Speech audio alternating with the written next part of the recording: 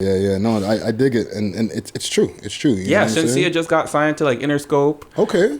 So she got signed to an American label. Hood Celebrity from New York, who's also Jamaican, also got signed to a major label. Like, there's a few upcoming like reggae like dancehall that are actually getting signed to labels now. Yeah. Like American labels to actually get a push, because usually they were never like signed to those like because those are all hip hop, R&B, and everything else. So like now it's like they're actually paying attention.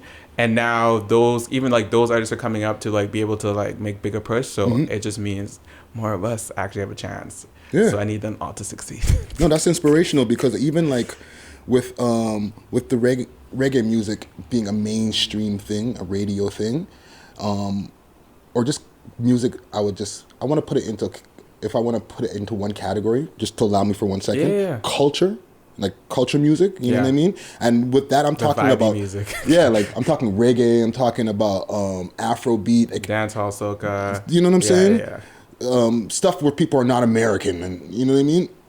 That had its different waves, where there was the 90s with the Super Cat times and all that, where it was like being played on the radio, and then it kind of died down again.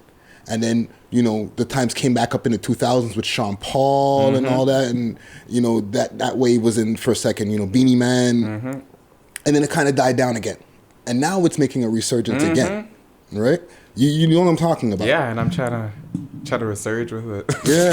Yeah. So why do you think that's happening? And why do you think it dies down and keeps on coming back up rather than just staying consistently hot, like how hip-hop is? Well, I'd say even hip hop had it, like hip hop was growing. Like it took a while for it to become where it is now, right? So if it took hip hop that long to like become like a staple, like mainstream, people were taking it seriously, like the whole culture, like it's probably gonna take us some time too. Yeah, because like hip hop's been around for a while, and like they've been going strong in America, and like it's only now everyone's like, this is like a real thing. Like it's you can invest in this, you can do this, you can do all these different avenues, like. So I'm like, it's gonna probably take us a while. I don't know why. I really wish I knew why. Yeah. But I can just only try and ride the wave. Yeah. But I also think it's more of an American thing, because I don't think like reggae or culture music dies worldwide. I think it's always going worldwide. I think it's just more North America has its in and out tipping its toe. Yeah. And people always want to break into that American market because it's like the biggest market. It is the biggest market. Yeah. No, it's true. And let's switch gears for a second, right? And bring it back to Toronto, right? Because you've been able to see a lot of different places along the way, right? And you know, growing up in Brooklyn and then growing up over here in Toronto, you've been able to see like the tale of two cities in a way, right?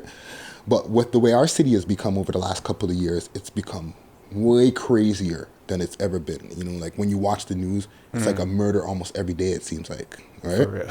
Like I feel like, with that, the media magnifying it more, and you know, it's gone up, right?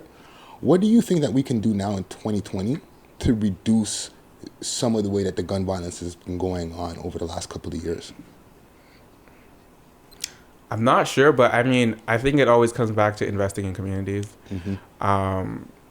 Like the powers that be, the government, the province, whoever it is, actually has to take an interest in the communities, in the Black people of color communities. You know, actually, that means investing in the after school programs, investing in the arts, like having those community centers, having all those things that give you somewhere to be after school, give you a time to develop yourself, to figure out what you like, to like just see what your options are, giving more opportunities.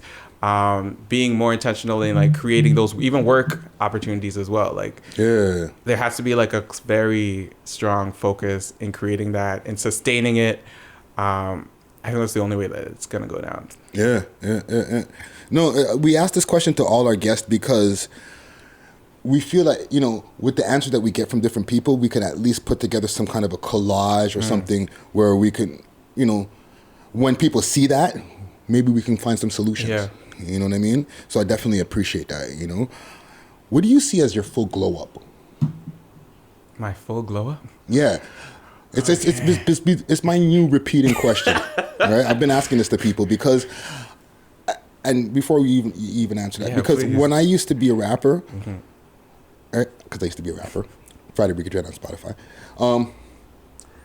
I used to see in my mind, yo, my name's gonna be outside of all these different venues, and then I'm gonna be like jumping in front of a crowd of like, 20,000 in a concert, like the dream, right? So in your mind, what's the full glow up for Lexxicon?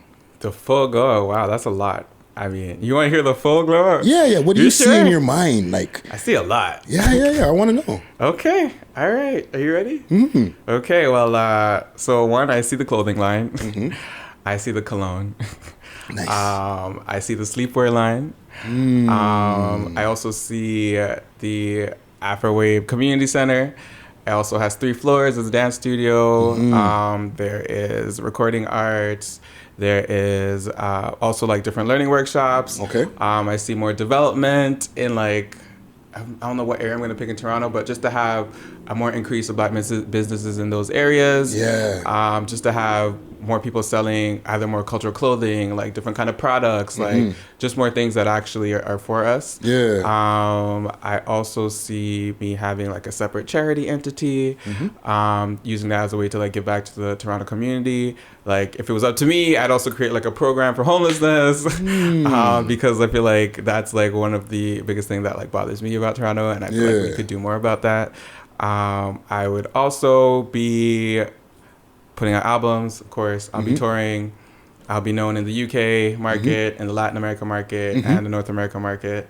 I'd also be doing features with Rihanna, Sean Paul. Hi, Rihanna.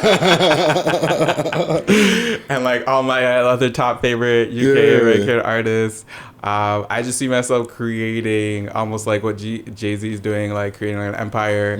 My own, obviously I have my own label as well, my own management company, just to grow other artists in the city or that I've found worldwide, using knowledge that I've got just so like they don't have to go through all of that. And also creating like another kind of like legal clinic for music, just because artists and music and legal, all that stuff is super expensive. So that's the full glow up. You thought about this. No, I love that answer, because like people need to see what the end result is, and then work the middle. You understand what I'm saying? Like you're in your beginning stages or whatever stages you're at, but where do you see the ending looking like, or like what the full thing looks like, and then work the middle, like work all your way in between till you get to that point. And then when you get to that point, you're gonna want more. Well, of course. You always are like, what else can I do? But at least know what you want that thing to look like, and you've definitely done that.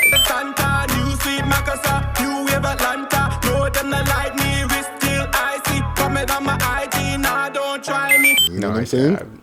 So what do you got planned next? Coming up next, got a couple of videos coming out soon once they're finished editing. I have another album coming this year as well, once I finish writing it. Also gonna be starting a podcast too at some point, so keep an eye out for that. Having more Afrowave showcases. And that's for 2020. That's dope. That is really, really dope, man. Yo, Lexxicon, man. I really enjoyed this conversation we had here, man. Like you dropped a lot of jewels, you know what I'm saying? And I see a lot of big things coming for what you got planned in your mind, you know what I mean? That full glow up that you just spoke about, if you can see it, then it's gonna happen. I can see it. You know what I'm saying? I can see it. Trust me. Let the people know like your social medias, where to find your music, all that good stuff. They can find me on Apple Music, Spotify, iTunes, anywhere where they have streaming music. If you go to my website, Lexxicon Official, that's LEXXICON, official.com. That has all the links to everything. On Instagram, it's Official Lexxicon. Twitter, it's Official Lexxicon. It's pretty consistent. Dope. Just don't forget the 2 X's and you'll be good to go. Yeah, man. Lexxicon with 2 X's. So we do it, so we do it. That's my new catchphrase. Hey, so we do it. Lexxicon, 6 views. Cheer. Dope. All right. Dope. Sounds great. Fucking super dope. Yeah, man.